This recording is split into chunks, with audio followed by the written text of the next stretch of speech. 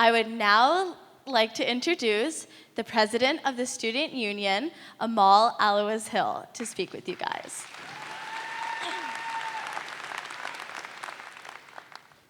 Wow. Really humbled and honored that I'm speaking in front of you today. Welcome to UBCO. You made it.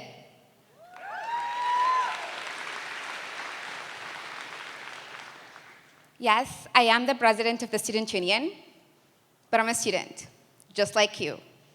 I'm an international student in my 5th year of management. I'm the oldest to 8 siblings. I'm a woman born and raised in Saudi Arabia. And I came back in 2014 to Kelowna, wide-eyed, curious about how it's done in the other side of the world.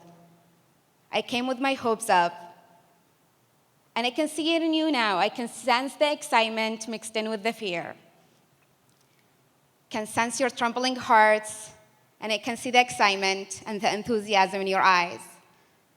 And I feel a little bit obligated to shelter you and protect you and not tell you how hard it's going to be, but I'm not going to. Because if you were anything like me in my first year, first semester, you'll be crying after every math class. And the thing is, calculus was never hard when I was back in high school. I would not study so hard and I will still get an A. But there is something different about this place called university. Every time after calculus, I'll go back to Kalamalka 4th floor, lock my dorm, call my mom, and cry. And I thought to myself, nobody on my first day told me that it will be easy. Everybody said that it's going to be amazing years of your life. And that did not feel amazing. So I could stand here and shelter you, but I'm not going to. So that when you're out there and something is hard and challenging, know that it's not only you. Now, I've told you one time that I've cried. So why stop there? I'm going to tell you 2 more, but I'm also going to share with you some of the best memories and fondest memories here in UBCO. Because it matters not your gender, your ethnicity, your orientation, your cultural background, your social status. We all have our struggles. And the lessons and the ways to overcome them are the same. Happy, love, and the good moments all feel the same. Now, math class was not the worst or the end of the day, nor was failing statistics in my 2nd year. The end of the world was my first day here on campus, when I bawled my eyes out just in front of the library to the stranger I just met 10 minutes ago. He was one of those campus leaders. His name is Michael. And I cried and I told him that I'm never going to make friends. Nobody would want to be friends with me. And he asked me why, and I told him, well, I'm short. I'm a little bit older than the first year students. I come from a radically different culture, and my last name is very difficult to pronounce. If somebody had told me on that first day that 4 years later, I'll be standing here talking to you with friends I consider family and as the president of the Student Union, I would not have believed them. So imagine where you will be and how you will have changed. Now, I want you to look around you. Look around you. Some of the people here in this room are going to be your best friends, your best man, your bridesmaids. Somebody's excited. Your lifelong partner, your ex, your colleagues, your business partners, your study, your adventure buddies. But one of the most important person that you'll meet, the most important person, is yourself, your true self.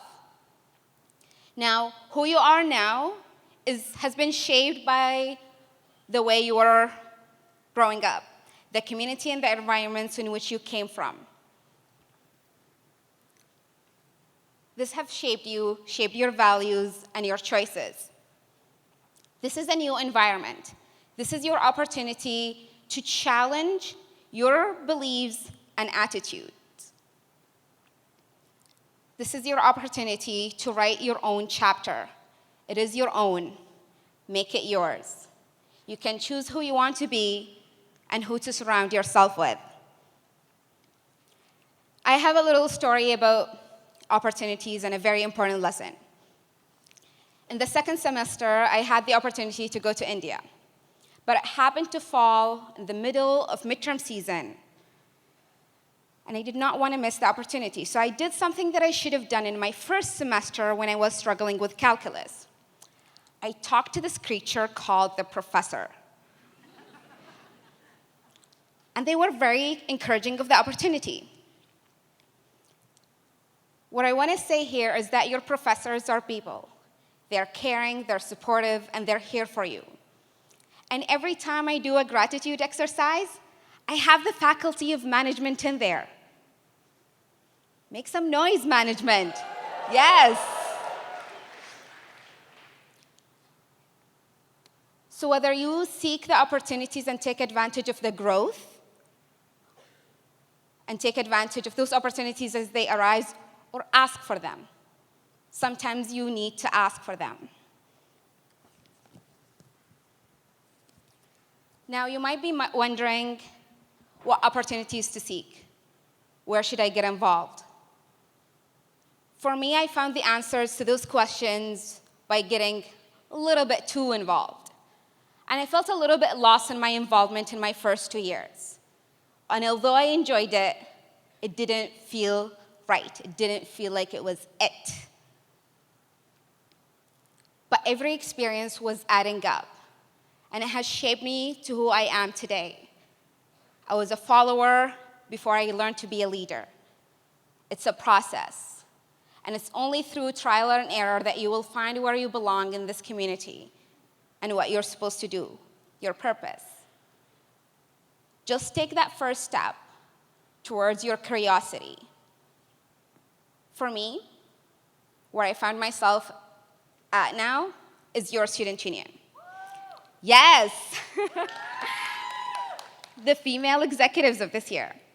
Let me stop and tell you about what your student union do. We do 3 things. We do advocacy, services, and campus life. Now, why should you all care about what your student union do? It's because you pay us $700 every year in fees. Yes, I saw some shocking faces. You're all members, welcome. So what do we do again? Advocacy, services, and campus life. When somebody asks you, what does your student union do? You say? Advocacy, services, campus life. Amazing. Let me tell you a little bit about advocacy. So who here is taking out student loans? Look around you. A lot of hands up. Who here is an international student paying almost 5 times more? Who here thinks that their textbooks are way too expensive? Yeah. So what we do in advocacy is that we give students a voice. We run campaigns, and we will work with the decision makers. For example, the VP External and the president will usually often travel to Victoria and Ottawa to lobby the government on such issues. Services. We provide a lot of services, but I want to highlight 2. The first one is that we provide financial aid and bursaries. The second one is that we run our businesses not to make profit, but as a service. We run them to employ students, and to provide cheaper food options or textbooks on campus. Last one is campus life. One of my favorite things about UBCO is the rich campus culture. And our mission as your student union is to enhance it. So we run events from parties like Frosh and Well Wednesdays to bringing in speakers to expand your horizon. We also fund and facilitate the clubs and course unions that you will hopefully be a part of.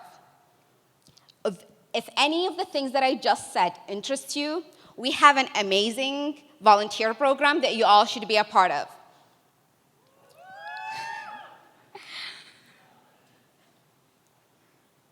Just follow your curiosity. Be involved in where you think it would be. Doesn't have to be right on that first time.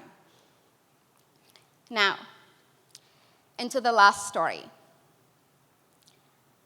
Last year, I did a TED Talk through the UBCO TEDx.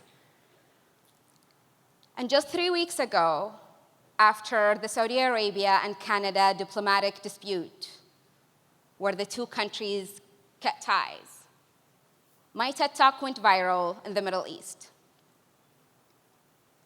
And as we speak now, there is 3 times more dislikes than there is likes. 70 of the 80 comments are harassment, hate speech, and promises that I will end up burning in hell.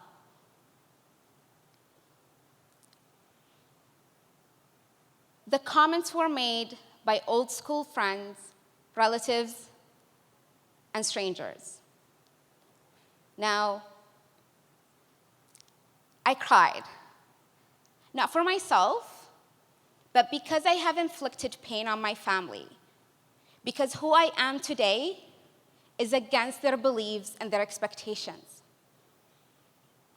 And this pain is not unique to me. We all have our struggles.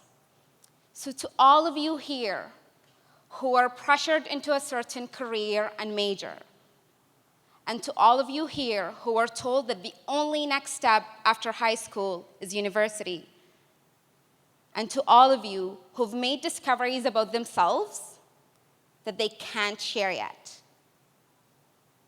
I want you to remember that it matters not your gender, your ethnicity, your cultural background, your social status, your orientation. We all have our struggles, and the lessons to overcome them are the same. Now, I've told you I'm going to share with you some of my fondest memories.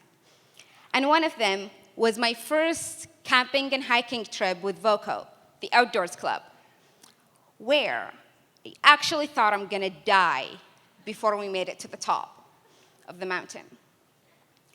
The other time is when we went on a road trip to Smith Rock Park to go rock climbing, when I pranked my roommate, leaving gold glitter in their bed, and we were still finding some 3 months later. When my friends stole my dorm keys to decorate my room for my birthday. When I was awarded the Student of the Year in my 3rd year. When I was elected to be your president.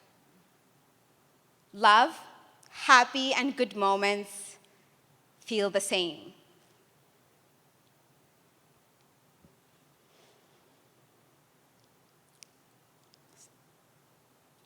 Find those people that you'll share those moments with. And I want to take a moment to talk about resilience and mental health. Because those friends are not just going to help you grow and find yourself, but they're also going to be your support network. And take the problems as they arise as a part of your university education. It's a learning process. And I want you, every time things are tough, to lean on those friends, on your support networks. Use the campus resources. Tell someone. Ask for help. I do. Also celebrate your successes. Celebrate the happy, good moments. Nurture and have a positive view of yourself.